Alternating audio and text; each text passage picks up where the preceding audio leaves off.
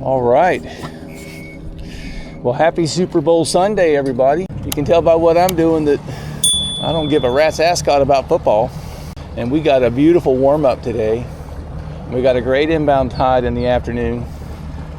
So we're going to go catch some fish. Let the players play, and we'll go play like a player. It's a little bit of a bite to the air. We'll take it. But the water temperature is pretty good. I'm gonna let this guy go ahead of me because I'm still fidgeting.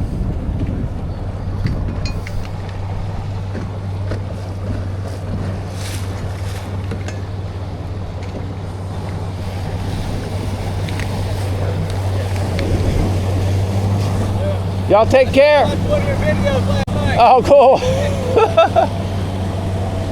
Nice. That's Denzel Powell, Raging Cajun Charters. We were talking back at the ramp. We're gonna go fishing together. He's gonna show me a thing or three. And boy, I still have a lot to learn. So I appreciate anything he has to tell me. He said he was gonna hop on my boat and show me some hidey holes. And I will take it with pleasure. All right, so what's the deets today? I got a new spring protector, and it's matte, which I do like, but it doesn't work nicely on the video. So here we are at the bottom of Low, but we're gonna run north. This is Bayport. We're gonna run north to Johns Island. So the bottom of Low is gonna be about right there. So we're not in a big hurry today because we want some flow. We need some flow. Hopefully we can all see that. And we got a sea breeze. We're supposed to have wind coming offshore, but it's coming onshore. That's okay. That's okay. The tide is 1.5 feet right now. No, it's not. It's 1 feet. So we're not going to take our inside sneaky pathway. We don't want to. No need to get into danger zones. We'll put a little coaty coat on because there's a little bit of a bite to the air. Alrighty then. We're gonna make like underwear and haul butt. Little bit of trim tab in my life.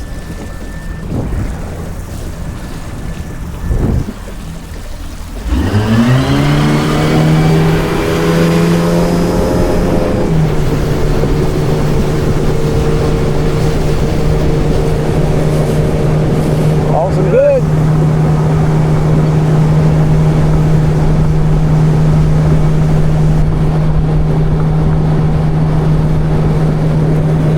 Coffee's gonna get cold like this. I got to thinking as I was fishing with a good friend of mine who uses Gulp about a Gulp kind of 101. It got me kind of reminiscing. I haven't used Gulp in a very long time. And when I first moved along the coast from the interior along with Cootsie River, it was like 1985. I bought a cast net, a Fraybill, and a 3000 spinning rod and reel. And I was set. I lived in South St. Pete by Pinellas Point. And then after 5 years, I lived 12 years in Tarpon Springs by Fred Howard Park. So you could generally find me belly button deep in the water. And I did so via live bait. And then I ultimately moved on to artificial bait, which I liked a lot because it's more of a hunt. And it's also, besides being more of a hunt than a gather, it's also, I don't have to fidget with live bait. I don't have to go get live bait. I don't have to catch live bait. And as you get better at working artificials and getting more confidence with them, it just becomes a simpler thing. It's not better, it's just different. All right. So, but when I first started with artificial, I started with Gulp Shrimp, and of course the Gulp Jerk Shads. This is the Gulp, and this is what we're going to throw today. I have not thrown Gulp in forever. As you know, I throw a lot of mirrodines. There's a couple soft plastics that I do like to use.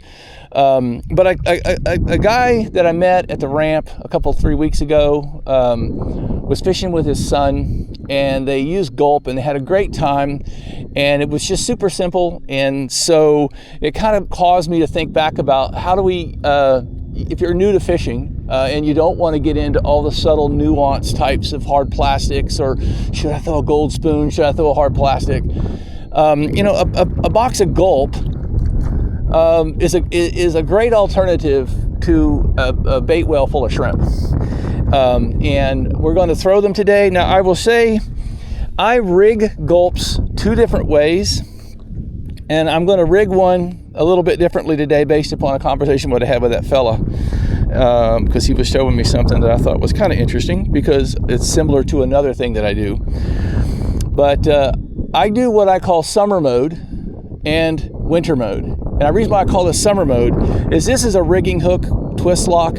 This is an owner twist lock, or you can also find them to be a Salt Strong. They have like an owner twist lock clone called the Haas Helix. I actually like the Helix. It's got a little bit better coating on the hook, so you don't have to worry as much about the quickness in which corrosion sets in on some of the owner products. That the hook itself, it's not stainless or something, but it has a coating. But inside the eye, anytime you have dissimilar metals, you get corrosion. And you have a stainless steel corkscrew, and you have a weaker metal for your hook, non-noble. You'll get corrosion in that eye, and that eye corrosion is really bad because it can be a sharp point to break off your line that's tied to that. So what the value of this is, and I've got one of these hooks already tied on. I should actually step up here and raise that up a little bit so I don't have that stupid wind blasting me in my microphone. All right, so what I'm going to do here with this twist lock is this allows you to hook rig it weedless, and weedless has a lot of options. It's a lot of great options. Reason why I call it summertime is a lot of time in the summer times you have to get those fish that are tucked way up in the mangroves. Okay. And the mangrove fish are the ones that require you to be able to skip cast and be a little bit more weedless. And so we're looking at a 3-inch Gulp, and I've got a twist lock. And the nice thing about both the Salt Strong Haas Helix and the owner twist lock is you've got a centering pin. There are other types. VNC makes one, Gomakatsu makes one, but the owner and the Helix are nice because they have a center pin. They make sure you get this thing nice and straight. So we're going to do just that. And there you go. We're going to watch where that comes out. This was used for another soft plastic, so it's a little big. You could do I think this is a 4.0 hook. You could do a 3.0. And I've got the little rubber hook stopper, which allows me to pin that. It's not enough to stop a fish from chomping down on it, but it keeps it from sliding around. So I'm actually going to fix that to make it perfectly center. You don't want these baits to helicopter. There you go. And you can, as they say, skin hook that like that. So now you've got a perfectly weedless system. And you can cast underneath the mangroves. You can cast around rocks like I'm going to do. So even though it's not summertime, and we're not necessarily targeting shady mangrove undercuts, we are fishing around rocks. So the only thing you want to make sure you do with any Gulp product is when you're not using it, or periodically, just set it back down in the juice. It'll turn into a raisin if you let it just sit there and get wind blown all day long. Okay. The other mode is with a jig head. Now this has the disadvantage of getting hung up on objects. It has a disadvantage of even picking up seafloor weeds, which can be problematic here. We're in an area right now today with a lot of that wiry kelp grass, but we're going to tie this on.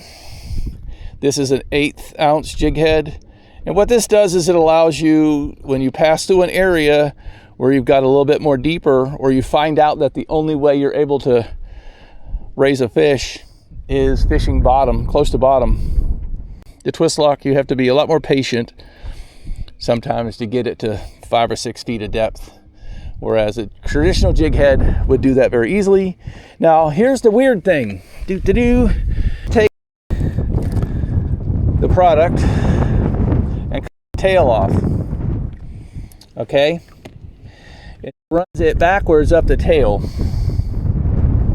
This would be like a Z-Man trout trick jerk shrimp.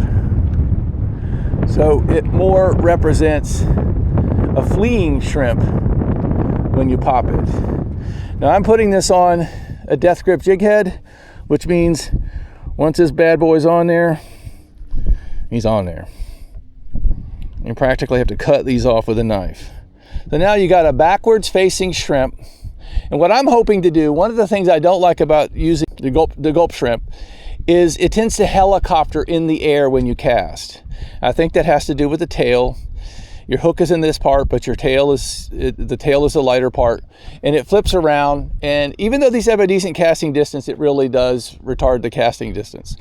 So I'm hooking it backwards like a jerk shrimp in hopes that it actually has the denser part backwards. So it's pretty evenly in the water, in the air, I should say. They don't helicopter in the water unless you've rigged them totally all wrong, which is what you don't want to do. So that's what we're going to do. We're going to rig it this way and see what becomes of it. And so we're going to alternate between these two. I do have my mirrodine. The last two trips have been about 4 redfish trips. And we got very similar conditions today. We have rising tide, elevating water temperatures. So should be a good opportunity to find fish. And then we will determine whether or not, I'm not going to do something uber scientific and try to cast 3 times with one and 3 times with the other. That's a waste of my time. I'm just going to look at it in the aggregate. Do we do as successful as the last 3 trips, which have been about a 4 redfish trip? Now, some things can change, so we'll see. Our first stop is always to find fish, right? Okay, we brought the snackle box with us. It's got some snacks, stacks of snacks. Got a little bit of cheese, a little bit of meat.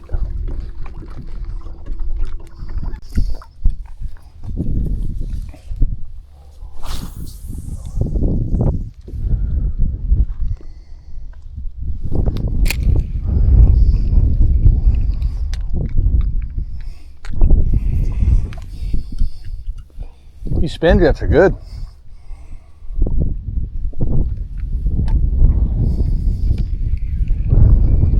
They add a little bit of pulp in there. Adds a little bit of sugar, but it's 4 grams and not 22 grams like a Coke. So, Spindrift wants to sponsor me. Hey, I'll take a case.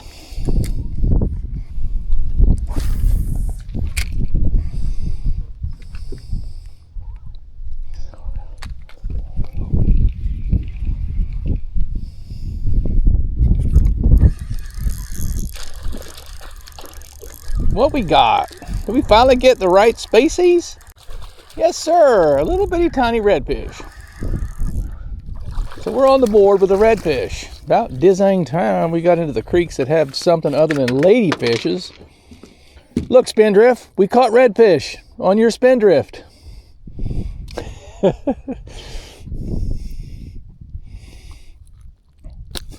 Oh, I'm so sorry. That did not need to happen. You slimy dog. Let's don't moon the audience.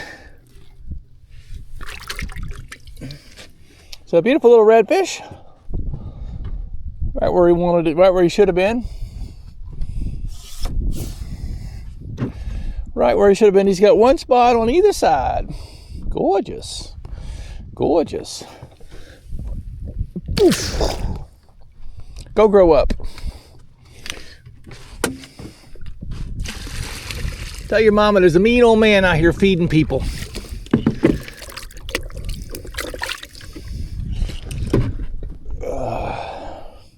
Good job, Spindrift.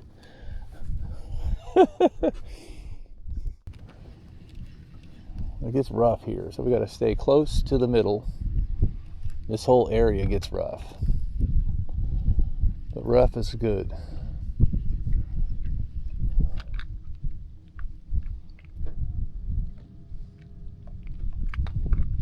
I wonder if our buddies in the blue boat went down that route.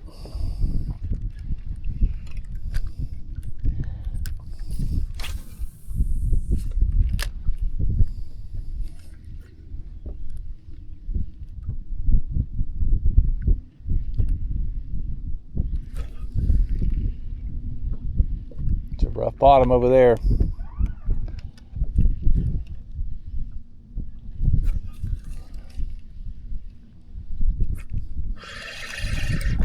Nice little red. So that's 2 redfish. That's 2 redfish. Ain't a jumbo, but we'll get there. That's 2 redfish on the Gulp. Oh, come on, buddy. What are we doing here? Why you gotta act a fool?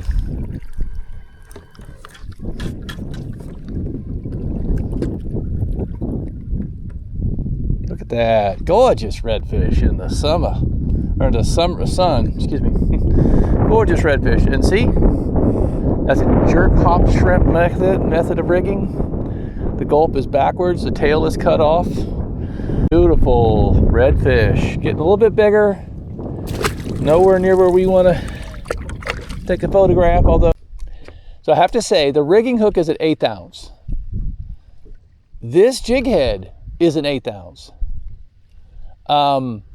You get greater distance from this jig head reverse hooked. You're not, if you watch, I don't know if you can see on the screen, but it's not helicoptering during the cast. You got a dense tail and a dense head as opposed to a belly weight and a super light tail. That is flying through the air, really great casting distance.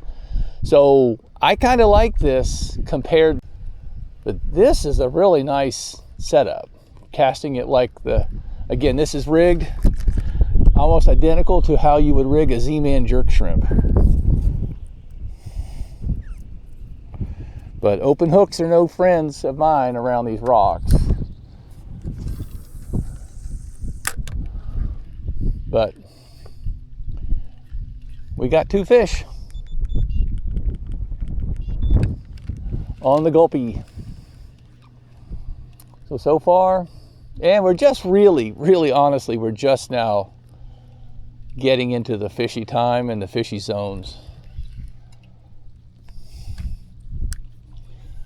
We had to check out Ladyfish Gulch.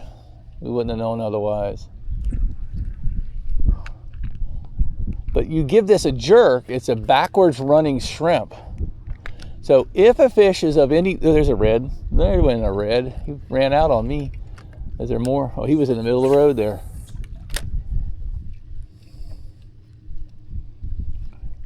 So, ooh, there we go.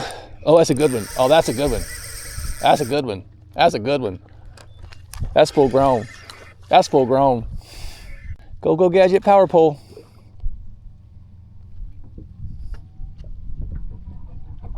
Go Gadget power pole. He ain't a giant red. He's not a 30-incher. He'd come home if you wanted to eat him, though. How we doing, Mr. Skeg? Let me get to the back so that Skeg comes up. Oop, under the boat we go. No, sir. No, sir. Oh, it's a circus. That point when you realize this is my circus and these are my monkeys. We've come to that point.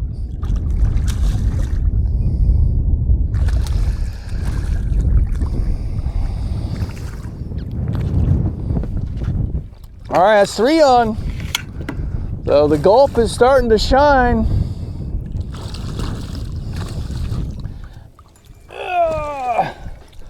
The Gulp is starting to shine. So, parents, if you want to take your kids fishing and you want something simple Daggum, it's hard to beat a gulp. That's a beautiful fish if you ask me. If you were hungry, he would eat.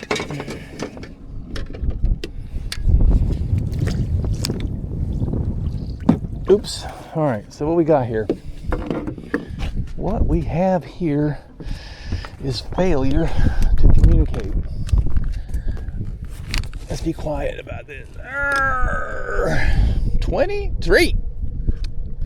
Dude, that's an awesome fish. Beautiful 23-inch redfish. Cool deal.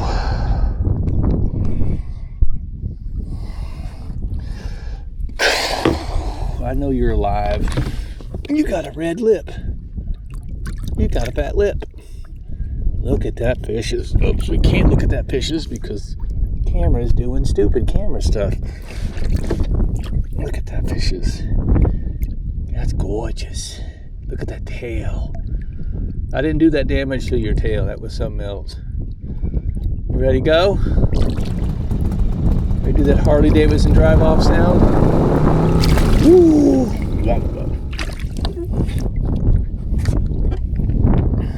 Awesome. It don't matter where you're from. That's awesome. We got a hug left now. But we did see some movement up in the last time we came through.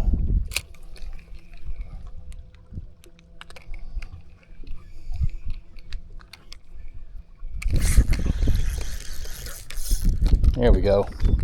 Oh, he got off. How do you get off? How did you get off? How did you get off a single hook? The hook is fully exposed. Bruh. How did you get off?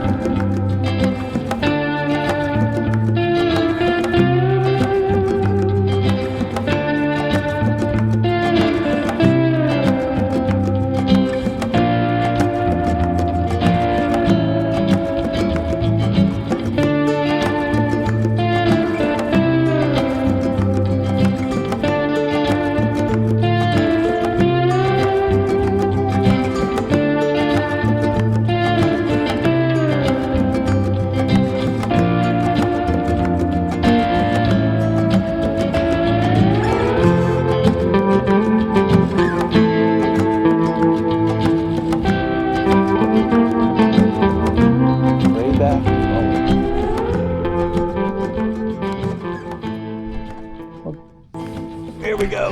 We got our little trout or something. Look at this. Redfish. Yep, that's a redfish. So we got a redfish on the mirrodine.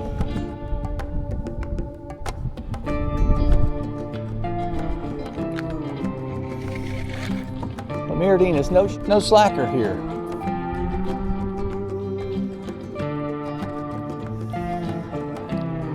Tangled around your leg, your arm there, buddy. No, don't hit the boat or bang your head. Over the rail, into the pail. Hey, hey, hey, help me, help you. Help me, help you. Flare them gills. There you go. Nice. Look at that. Mirrodine for the wean. Can't beat a mirrodine.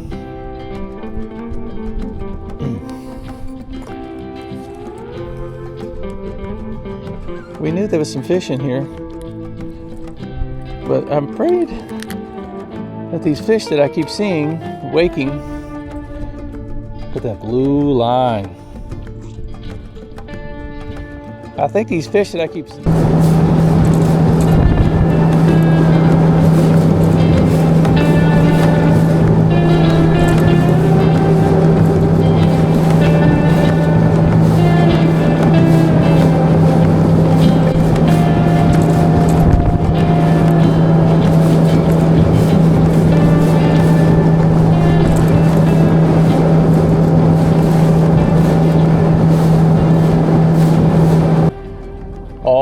Alrighty then, we are back at the ramp. It's official, the Gulp caught 3 fish plus hooked one, nice one, that didn't stay on. So the Gulp, you know, did a pretty good job. And again, I really like the way the Gulp was rigged reverse with the tail cut off on a jig head.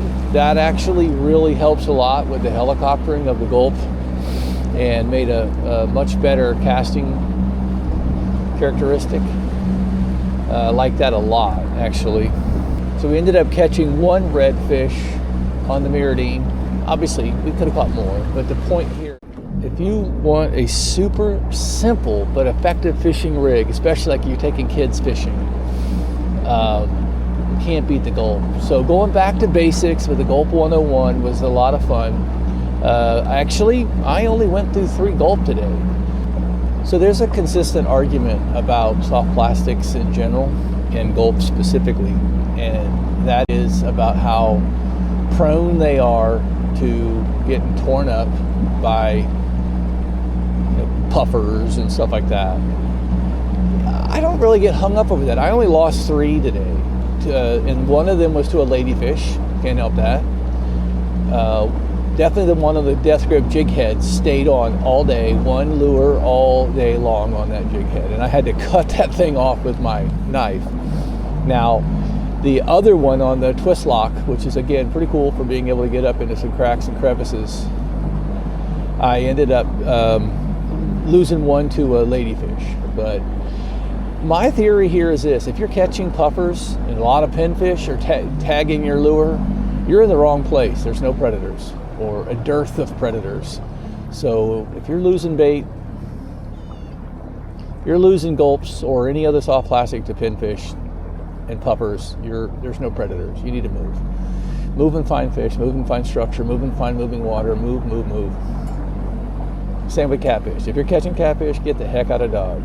I have a 2 catfish rule. If I catch 1 catfish, it's a fluke. If I catch 2 catfish, well, we're getting out of here.